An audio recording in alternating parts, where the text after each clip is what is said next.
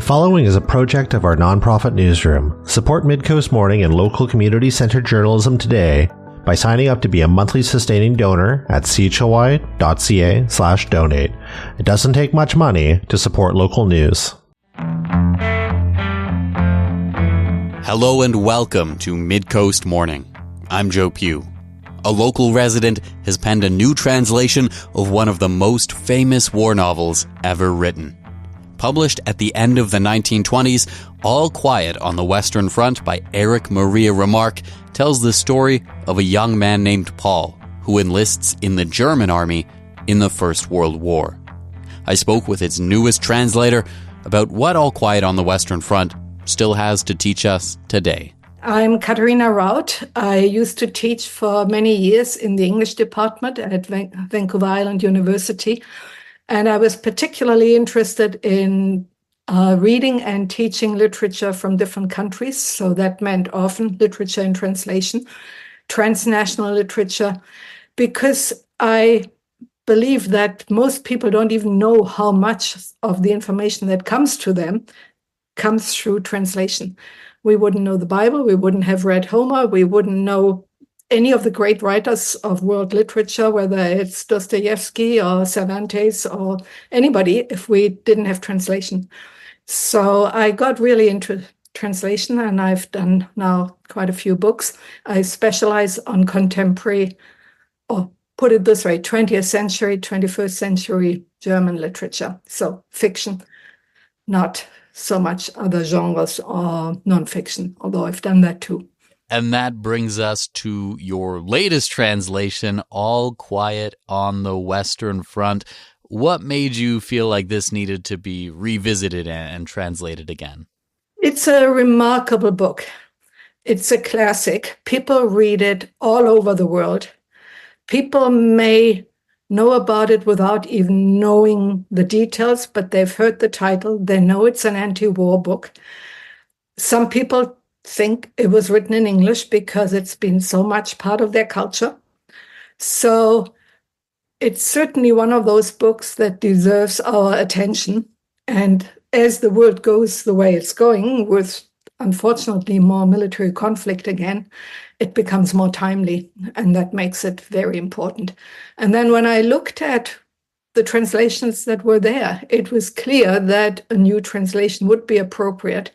And that was actually what motivated the publisher at Broadview Press, Don Le Pen, to really ask me to do this, because the two existing translations are somewhat dated, one very much, the other not so much, but it's 30 years old too now.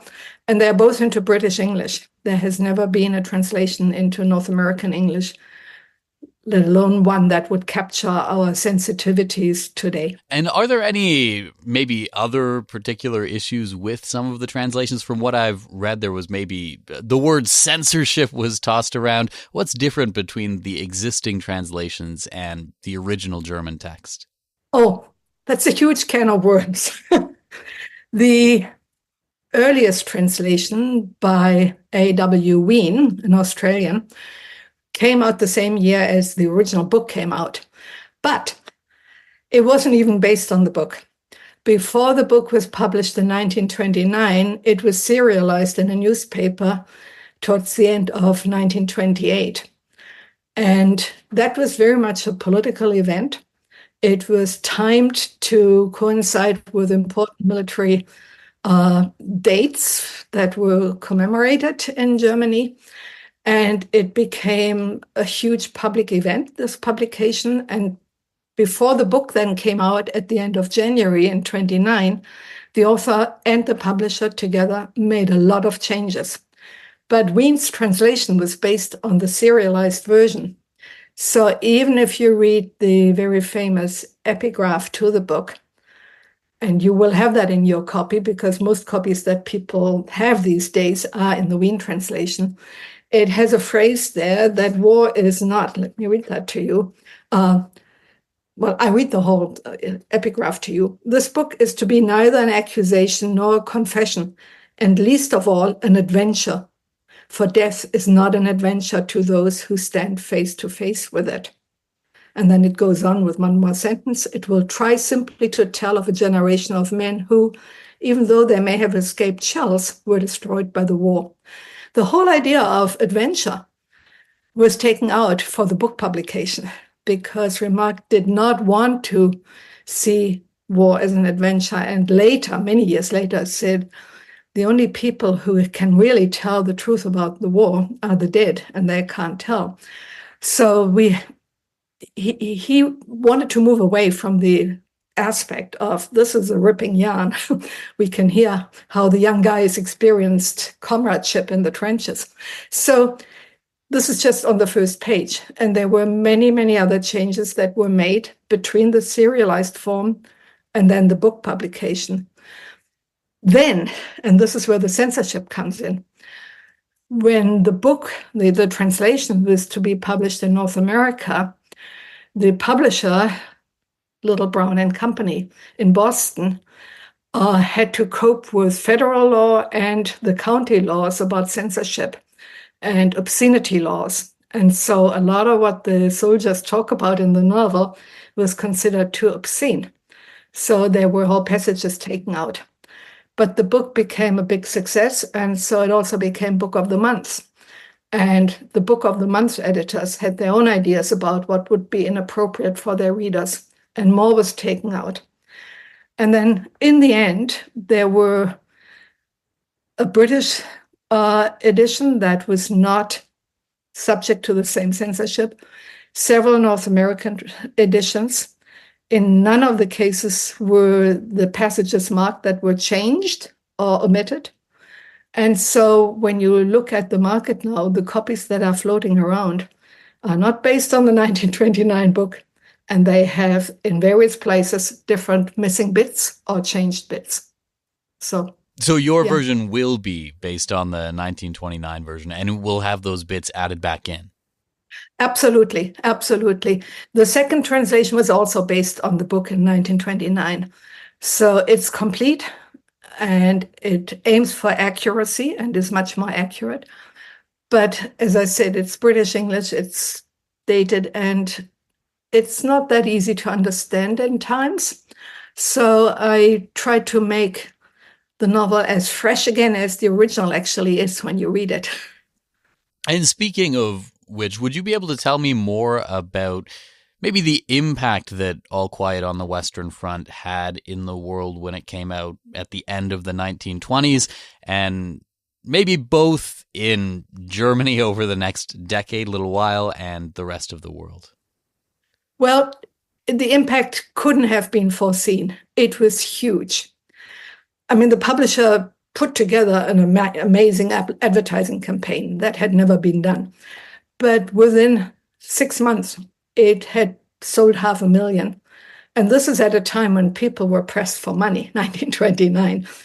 And it was discussed everywhere. It was basically a public and a political event more than a literary event. And because the publisher had commissioned 26 translations in that first year, it immediately became an international sensation too. And the literary magazine in Paris said by 1930, Remarque had the biggest audience in the world. So people discussed it in the New York Times, they discussed it everywhere, and they discussed it in Canada. I looked at some research about reviews that the book got in Canada, and quite literally, it was reviewed from coast to coast in small papers, in big papers. It was serialized in 2 Canadian papers, and people responded to it with this feeling that this is a human story, and those German soldiers may have been the enemies of our soldiers, but we can see them as human beings, just like the characters in the book saw our soldiers as human beings, and maybe we stand a chance to actually really make peace. And that was a powerful effect and very needed. And of course, then very soon in Germany, the problem was that the Nazis were very much offended by the book, and the military had already started to publish a lot of critical articles of the book. So it became a point of contention and almost the epitome of how the Nazis were going to establish censorship and book bans. And then in 1933, the book was banned. But you may be aware of the movie that came out in 1930, a Hollywood movie, won an Oscar at the time by Louis Milestone. So that was basically North American actors and directors, producers adapting the novel to the screen.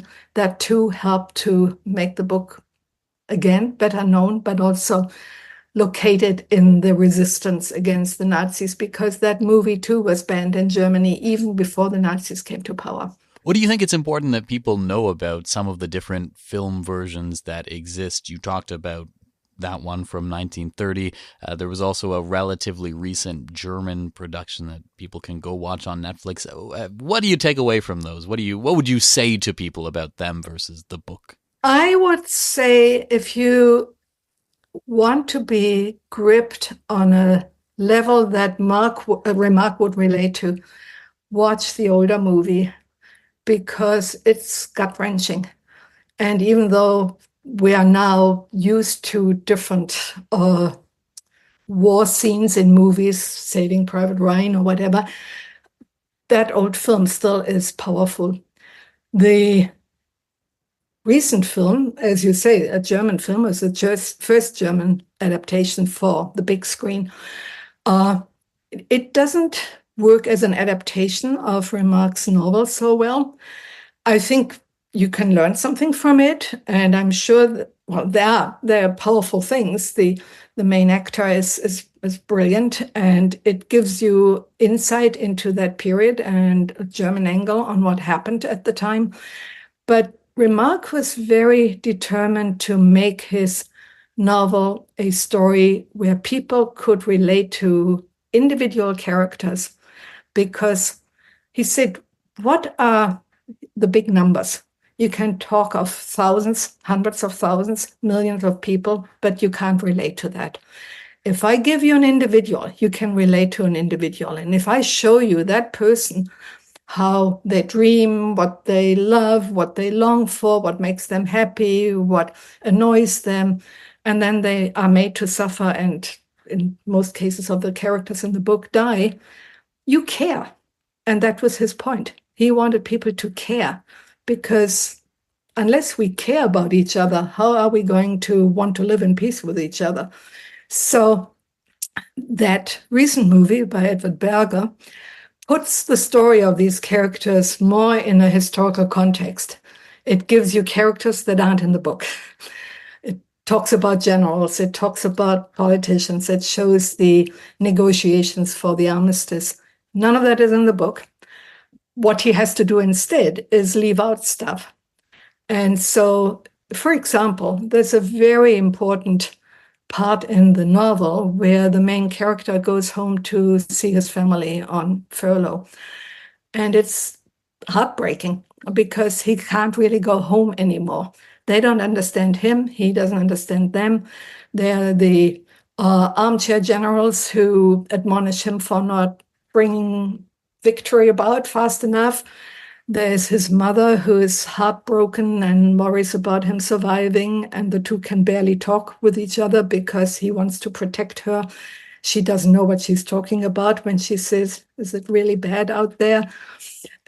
It's a very important part of the book because it shows the home front, which was also part of the war.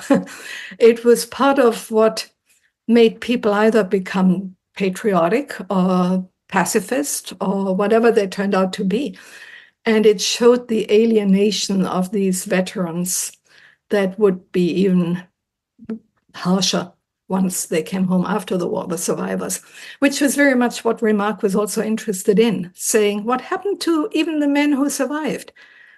Did they come home and carry on as if nothing had happened? No, they couldn't. And so this is, for example, a chapter totally left out. There are other passages left out, and they're not minor ones. For example, the protagonist and his friends have a romantic or sexual adventure with some French women.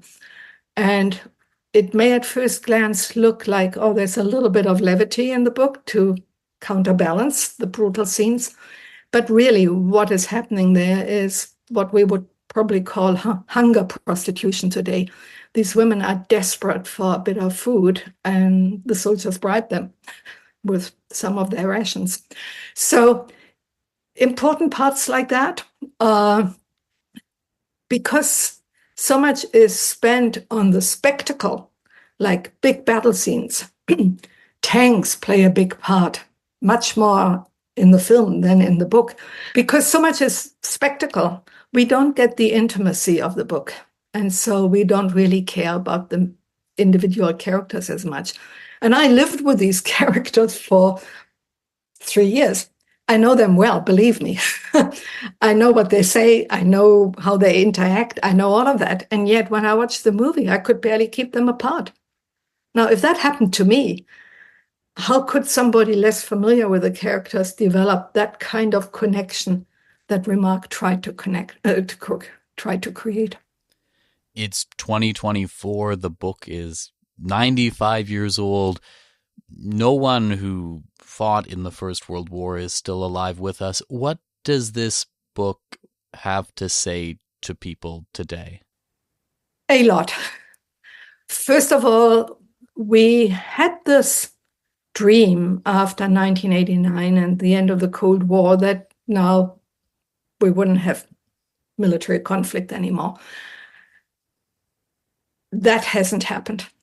Then we had this illusion that if there would be another war, it would be drones and cyber warfare, but not people sitting in trenches being shot at, people injured on a battlefield. And now we see it. We see it on the daily news. This is exactly the images we get from Ukraine. And the Ukrainians actually have embraced that novel as expressing their suffering.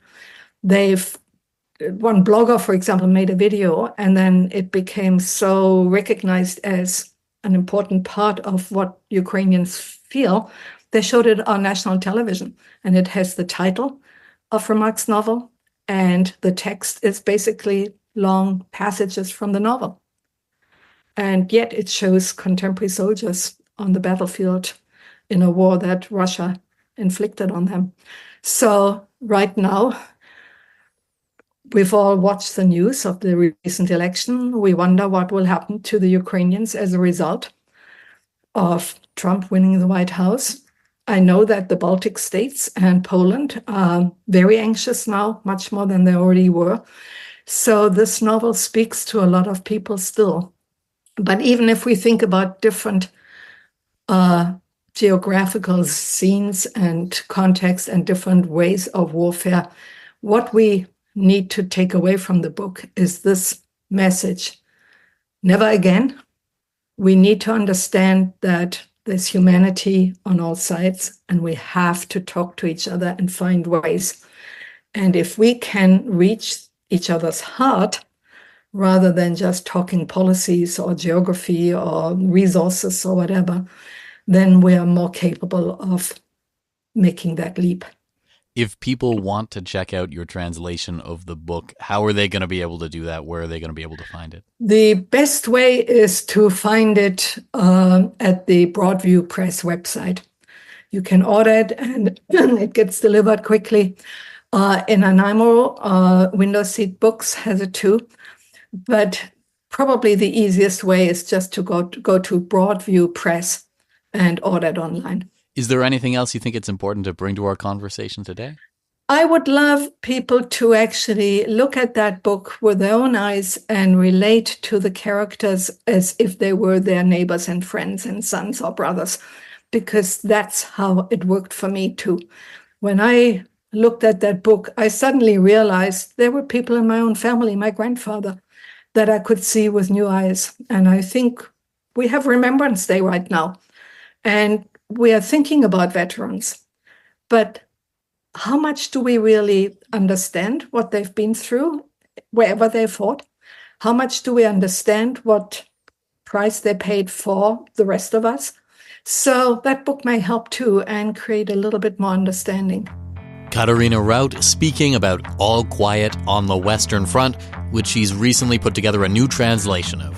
It's published by Broadview Press.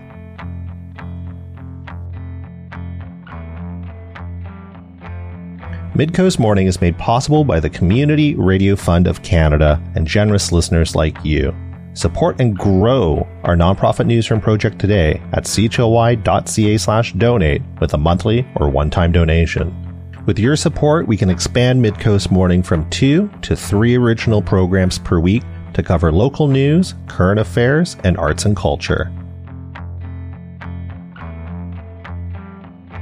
When you think of Canadians at war, your mind might conjure up the trenches of France and Belgium, Juno Beach, or Tona. Canadians in all of those places were trying to stay connected to what was going on back home. For nearly 25 years, a project at Vancouver Island University has been working to compile the letters of Canadians in uniform to make them available for future generations. The Canadian Letters and Images Project was started in 2000. People lend their old letters and photos to Professor Stephen Davies and his team, who then digitize and transcribe them into an online archive before returning the original materials to the folks that dropped them off. Davies estimates that over the life of the project so far, around 35,000 letters have been digitized, and anyone can look through the material online. I met with Davies in his office to learn more about the project. In those 25 years, looking at these letters, so there are letters I understand from, say, the First World War, the Second World War, the Korean War.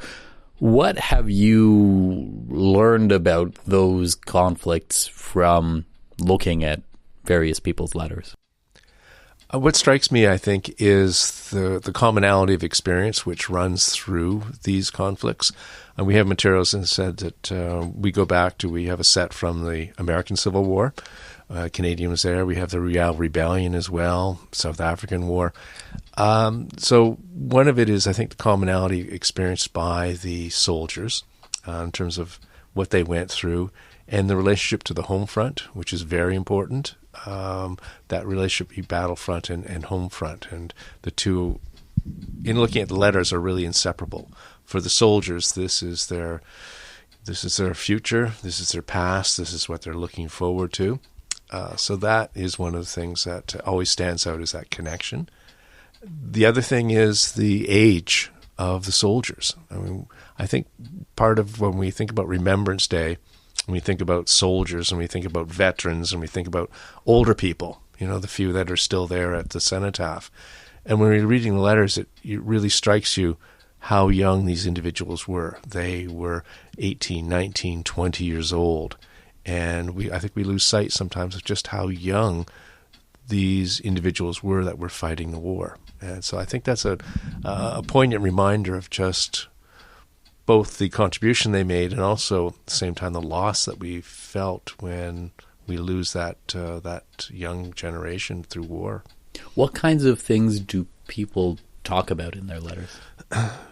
Well, one would think that war letters are going to be filled with war, and some are graphic, but the rule generally is that they're not. The letters are a bit of an escapism, if you will, for them. So they're writing home about what's happening with the family. They're writing about their experiences with the weather, with what meals they've eaten.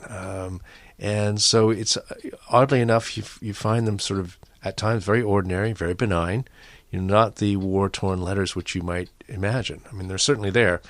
But one of the things you have to keep in mind, too, is that they're writing home to the family, and most of the correspondents on the home front tend to be women. So they do couch their letters, I think, what we would call self-censorship. They're not giving them all the details, right? So that, the letters do tend to be often, we would think, oh, that's a kind of a boring letter. But every letter has important details that we learn from. So for the family, that self-censorship is important. They don't want to be worrying unnecessarily about what their son's going through. And for the soldiers, they don't want to keep reliving what could be a horrible experience on paper again. So the odd thing about war letters is they're often not about the war itself, at least the details that we would expect them to find. And I would imagine on top of everything you just said, there was a certain, you mentioned self-censorship, but if you look at some of these letters, you'll see the stamp like passed by the censor, like they probably weren't allowed to talk about very much in the way of details of the war. That's right. There's the official censorship, which is for battalion numbers, locations, anything that would be of use to the enemy should the letter fall into the hands of the enemy. So soldiers are very conscious of facts. So when you see World War I letters, for example, the top, somewhere in France, they've written, they knew exactly where they were, but of course they couldn't say. So you see sometimes in letters, you will have First World War letters, the lines are crossed out. There'll be a heavy pencil, and they'll simply cross out words. World War II, they didn't fool around as much. They took the scissors and literally cut out sections of letters. But yes, I mean, soldiers were conscious of that. They were careful what they put in. They also felt there's a certain, in terms of that kind of censorship. Censorship was done by their immediate officer, so it's read by somebody they knew. So there's some reluctance as well to put in some personal details, particularly if it's to their girlfriend or somebody else about their feelings, because they know that it's being read by somebody they know personally, and it's a bit embarrassing for some. So, and they'll mention, well, I can't really say because somebody I know is going to be reading this. So the letters are an interesting source, and they're also a one-way conversation for the most part. The letters that we have in the collections tend to be from the soldiers to the home front. We don't have as many from the home front to the soldiers, simply because they couldn't carry all those letters. They end up destroying them. So we're often left with this one-sided conversation about trying to figure out, okay, what was asked or what was said in the previous letters and what they're dealing with. But sometimes we'll have a full collection back and forth of letters, more rare than usual, though. It's interesting. Before the conversation, I was thinking about the idea of, does someone know that 106 or 84 years later, someone's just going to be reading and putting their letter online on the internet? What if they said something embarrassing? But I guess probably that's not nearly as embarrassing as just having to have your superior officer read everything right in the moment. Yeah, they tend to be, they're fairly benign. There's nothing so graphic and so embarrassing for most, I would say. There's some that you probably make your children blush, but otherwise, these are, though, personal correspondence. They were never intended, in a sense, for public consumption, right? But they are an invaluable source for us trying to understand not only the soldier experience, but the home front experience of what's happening and the kind of relationship between soldiers and their families on the home front. Very important. What kind of world does that construct for you? Like, what do you feel like you know about the home front that you wouldn't have if you hadn't read through all these letters? I think the pressures, first of all, because they're worried about the soldiers, and they're trying to make their life as easy as they can overseas. And so the soldiers are asking for parcels. Can you send me chocolates? Can you send me cakes? And you see them trying to gather together, and they're sending these parcels over. So first of all, I think the financial drain for families to try to send these parcels on a regular basis is expensive. And the other thing, too, is that when there is a wound, an injury, they're hospitalized, or in the case of when they're killed, it's the family and particularly women who have to deal with that grief. They're the ones that receive the telegram saying that their son has been killed. And I think we fail to appreciate just how deeply that runs on the home front. The anxiety, the constant anxiety of not knowing from day to day, are they alive? Are they wounded? And even if they get a telegram that says, well, they are wounded, by the time they answer, in First World War, it could be 2 weeks for a letter, the person could be dead. I mean, there's this great sense of not knowing what's going on and anxiety which pervades the home front that we probably don't think about as much. Are there any maybe especially compelling individual stories over the course of a number of letters from the same person, or anything like that you've discovered? I find every collection has something that is unique and important, and I think that's the important thing to remember, is that every collection is important. But there are some that stand out, even after 25 years of reading letters. There are some stories that stand out. The story of Hart Leach, for example, is he was from Winnipeg. He enlisted, went over in 1916, and there's a very poignant letter that was written by him to his mother. It's what's known as a post-mortem letter. So they would write letters, the soldiers would write letters in case they were going to be killed, possibly. They're going into battle, they would write a letter, they would give it to their officer, and if they were killed, the officer would mail it. And if they survived, he would give it back and they'd rip it up. So there's these post-mortem letters. And in the case of Hart Leach, he had given his post-mortem letter to his officer. He was killed. Hart Leach was killed in the battle, but the officer was also wounded, and the letter was lost in his personal effects until 1928. And so the last letter to his mother was not delivered to the mother until 12 years after his death in 1928. And it's a very poignant letter because it's this it's a stoic acceptance of the fact that he quite possibly will be killed, but it's one also tinged with humor. There's this element of humor that runs through it, like, don't be crying and don't be a story for those, Saturday evening papers, know that I kicked out with my boots on. And so I find that tremendously moving, the fact that, that kind of stoicism, acceptance, tinged with humor, always stands out to me. Now as we get to a time when the First World War probably already has, but the Second World War is also fading from living memory, what do you think these letters and this project still has to teach us? One of the things I've found in the years that there's sort of a lull where the interest in Remembrance Day dropped down, the attendance at the cenotaph has dropped down. It's picking up again, and it is, I think, really gratifying to see. And so I think, and when I look at the usage of the project, what I see is huge usage now by schools and classrooms. And we're also writing and trying to put forward lesson plans so that teachers can use these materials. So there is a generation that is now being exposed to these materials. And I think that, that idea that it's sort of past and irrelevant is coming back again, that these individuals are being remembered, they are being read, these materials are important again. And I think that we've done sort of this turnaround for a number of reasons, perhaps. But yeah, I think the value of these materials, and I think if we think about the future, trying to understand home front, battlefront, soldier experience, it's going to be very difficult for future generations, future historians, to talk about future conflicts. These are really up to Korea, the last real conflicts we have that we can look at in this manner. Because if we think about, for example, Afghanistan, we don't have the culture of the letter that we do for these wars. Emails, phone calls, cell phones, how they're contacting their family. So the records that we have now are not going to be available in the same way for future generations. So I think it's important that we preserve these, at least for these generations of what we have. So, if people want to contribute in some way, shape, or form to the project, what can they do?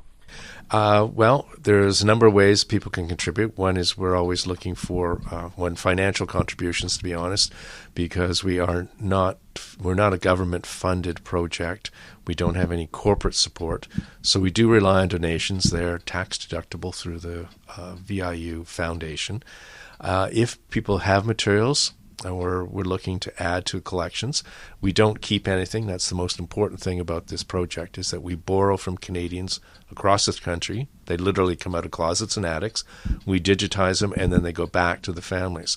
So if families are interested, they can go into the website, www.canadianletters.ca, and you'll find contact information in there for the project, and also, of course, the range of materials that are available for anyone to use.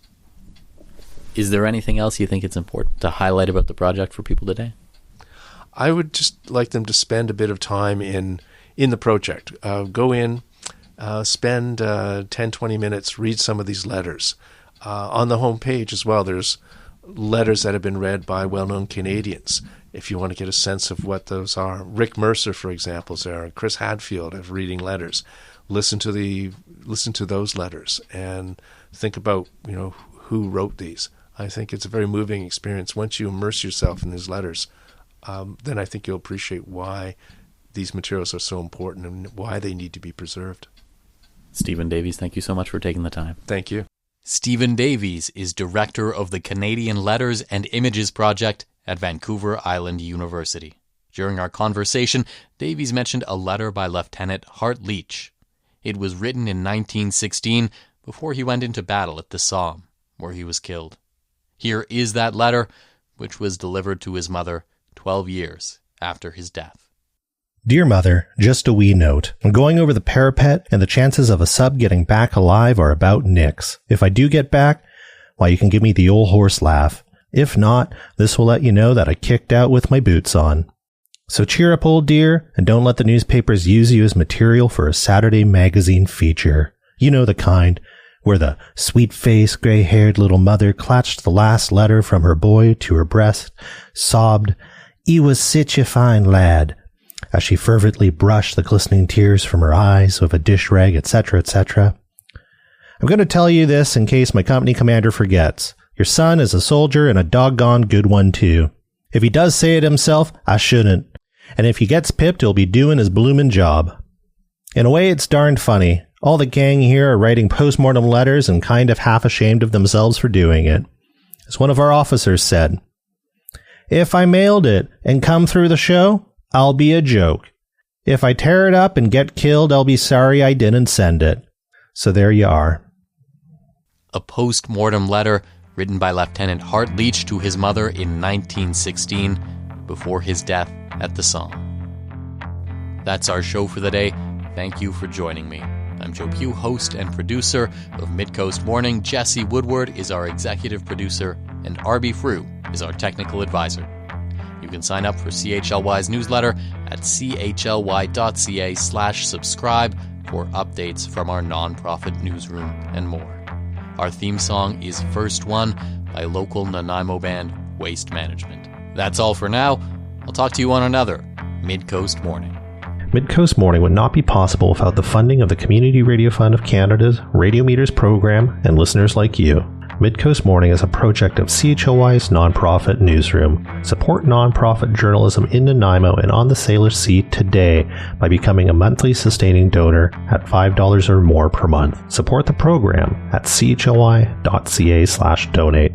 If you're already a supporter, record a voice memo telling others where you're listening from and why they too should support our work. After you're done, you can email it to us. Also, share the podcast with your friends. While Meta is blocking Canadian users from sharing news content on their Facebook feeds, you can still share our podcast directly with your friends via Facebook or Instagram Messenger. Finally, this program acknowledges and gives thanks to the Snuneymuxw First Nation as we broadcast and podcast from their traditional territory. Thanks for listening.